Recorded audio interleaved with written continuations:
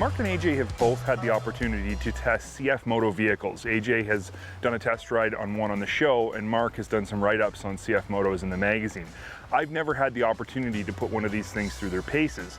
So when CFMOTO called us and invited us to race the 12 hours of Le Tuque endurance race in Le Tuque, Quebec on a brand new CFMOTO, immediately I was pumped to have that opportunity.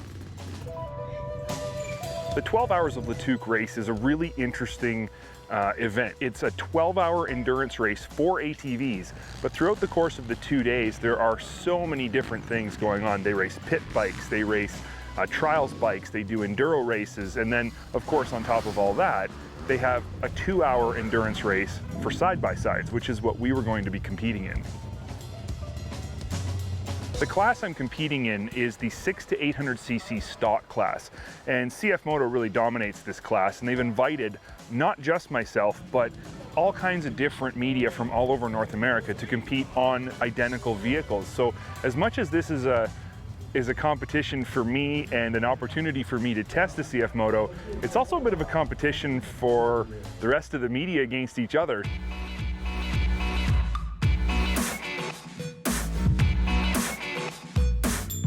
The Z-Force 800, I think, is a very misunderstood vehicle in the industry. People think CFMOTO, they automatically think utility vehicle, but the Z-Force 800 is every bit as performance-oriented as any other performance side-by-side you're gonna find out there. It's got long travel suspension with adjustable piggyback shocks, it's got performance tires, it handles good, it's low slung. This is a performance side-by-side through and through. So, racing it in an endurance race such as this one is perfect to find out just how well it's going to perform. We see participating in an endurance race of this nature to be critical to our confidence in our equipment.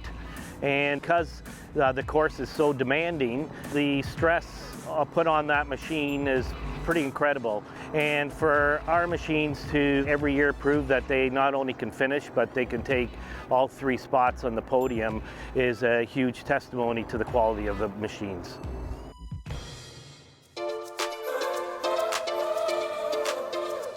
The side-by-side race course at the Le Tuque race is very unique. It's about 3 to 4 kilometers long. It takes just under 3 minutes to complete a lap, and it consists of a variety of different terrain and different riding styles. So some of it is very flat, some of it is very sandy, some of it's tight, wide, twisty. There's even a little motocross style section right after the finish line. It's a very unique course, and I think it's gonna put the vehicle and the rider through their paces in a big way. So you race 1 hour one day and then 1 hour the next day, and your finish is determined by the number of laps you complete within those 2 hours. I qualified about mid-pack, which meant I was starting right in the middle of the pack of side-by-sides, and we were racing all side-by-side classes on the course at the same time. There was 25 vehicles, and it was a mix of everything from 1000cc modifieds to our 600 to 800cc stock vehicles. So it's pretty intimidating when you're lined up.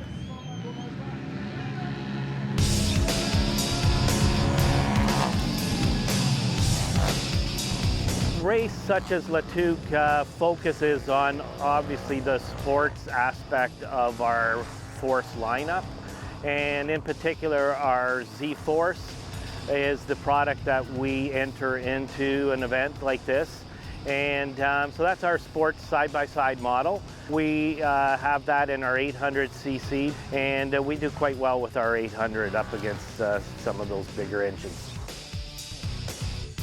Once I got into the racing groove, everything sort of came together. The track changed pretty dramatically from lap to lap because there was a lot of soft ground, and basically just focused on trying to catch the guy in front of me. Anybody I could see in front of me, I either wanted to keep up with them if they were in a faster vehicle, or I wanted to catch them if they were in an equally classed vehicle. And that was how I spent the 1 hour, was just continuously looking ahead of me, looking down the side of the track as I was coming back up straightaways to see who was the next guy that I was gonna run down.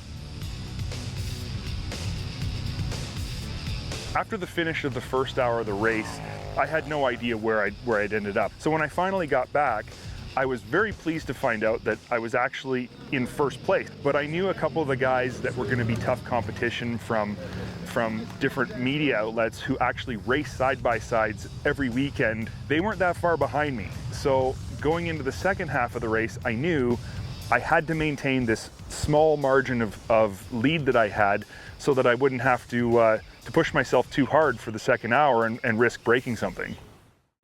The name 12 Hours of Le Tuque comes from the actual ATV portion of this event. The ATV racers race 12 hours on the same course that we race side-by-sides on, and they do it in 3 4-hour sections. So they do the first 4-hour section during the first day, then they do another 4-hour section that night, and it runs until 2 in the morning. It was really exciting watching these guys give it 110% at night, and it was my favorite part of watching the ATV portion of the event. Further to just ATVs though, they race trials bikes on a specifically designed trials course, which is, if anybody's seen trials vehicles, it's incredible to watch what they can do. They've got an enduro setup that's actually a sanctioned race for guys who race enduro circuits in Quebec. And there was a ton of those guys riding around. They had a pit bike race. They had a midway area with vendors and different displays, food set up. There was a lot of stuff to do here besides just race side-by-sides. This is a grassroots event, and we believe in grassroots events as being really important to growing a relationship between CFMOTO and its audience. This year at Le Tuque, we expanded our racer entry into the event by inviting the top media across North America to participate, especially on our racing team. And we were thrilled when Dirt Trax Television and especially Luke Lester took up the challenge and joined us as part of our racing team. Knowing that this vehicle had a full hour's worth of this type of racing on it already made me more nervous, thinking going into the second half of the race, like, I now have a lead to defend and I don't want this thing to break, but I also know the guys who are behind me are extra motivated to get past me, so I got to race my hardest. Again, when the green flag dropped, I made a decision to just go for it and figured worst case scenario is I can say I did my best the whole time and rode my hardest, and pleasantly surprised to the max that this vehicle survived another solid hour of even more grueling racing. Not only did this vehicle finish the race without any issues, it performed during the entire 2 hours every bit as well as I would have expected, if not better in many cases. From the suspension to the power, handling was the most impressive thing of all. I was comfortable.